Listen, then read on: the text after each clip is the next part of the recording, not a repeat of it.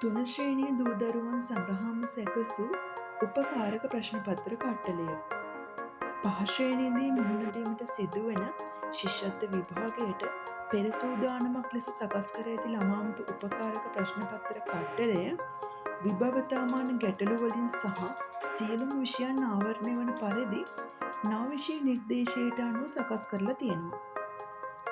1 සහ 2 කොටස් වශයෙන් ප්‍රශ්න පත්‍ර 20ක් සහ පිළිතුරු පත්‍රයක් මේ කට්ටලේ අඩංගු වෙනවා.